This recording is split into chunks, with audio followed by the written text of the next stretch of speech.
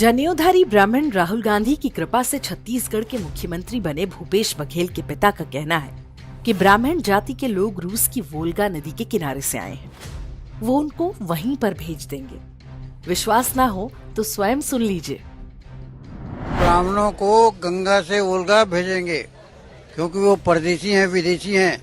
वो जिस तरह से अंग्रेज लोग आए और चले गए, वैसे ये ब्राह्मण या तो सुधर जाएं या फिर गंगा से वोल्गा जाने के लिए तैयार हों। और दक्षिण में स्टालिन ने किया है कि सभी मंदिरों को हम शिक्षा केंद्र बनाएंगे और ब्राह्मणों को पुजारी से निकाल दिया है। वहाँ तो अनाथ हो गए हैं। ऐसी दुर्गति उत्तर प्रदेश में भी होगा। विश्व के इतिहास में ये मानी हुई बात है कि यूरोप के लोग उत्तरी अमेरिका गए और वहाँ सारे मूल निवासियों को नरसंहार करके कब्जा कर लिया। यूरोप से ही लोग दक्षिणी अमेरिका और ऑस्ट्रेलिया गए। वहाँ भी सारे मूल निवासियों का सफाया कर दिया गया। यूरोप के लोग ही अफ्रीका गए और मूल निवासियों से सब कुछ छीनकर उन्हें गुलाम बनाकर पूरी दुनिया में बेचा। कथित तौर पर उसी यूरोप के वोल्गा से ब्राह्मण आए, भारत पर कब्जा कर लिया, लेकिन न जमीन ली न सत्ता अपने हाथ में ली। भिक्षुक बनकर रहने लगे। ऐसे अत्याचारी लोग भगवान ने अन्य किस समाज को दिए हैं? अंबेडकर ने तो कभी नहीं माना कि ब्राह्मण बाहर से आए हैं, लेकिन उनके नाम की राजनीति करने वालों ने एक बड़े वर्ग को यकीन दिला रखा है कि ब्राह्मण विदेशी हैं। इस काम में ईसाई मिशनरियां उनकी सहायक हैं। ब्राह्मण शोषक हैं। ये थ्योरी बनाने और उस पर विश्वास करने वाले नैतिक और बौद्धिक रूप से कितने पतित होंगे, ये कहने की आवश्यकता नहीं। ब्राह्मणों को यूरेशिया भेजकर क्या मिलेगा?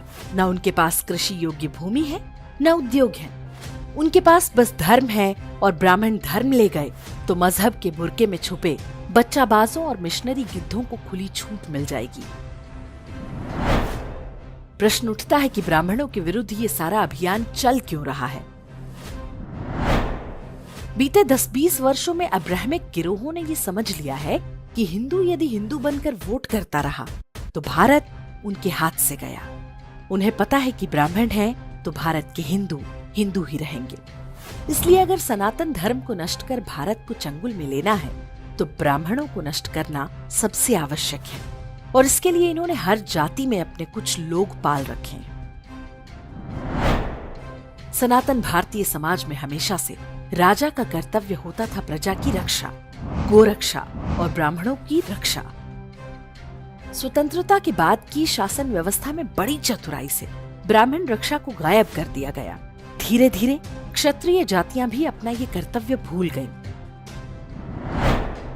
अब्राह्मिक गिद्धों की कठपुतली बन चुके राजनीतिक दलों और उनकी आकाओं को ये हमेशा याद रखना चाहिए कि न ब्राह्मण परशुराम को भूला है और न ही सारे हिंदू नपुंसक हुए हैं। सत्य और असत्य के इस शाश्वत संघर्ष का परिणाम हर युग में एक ही रहा है। धरती राक्षसों से मुक्त होती है और ब्राह्मणों से युक्त होगी।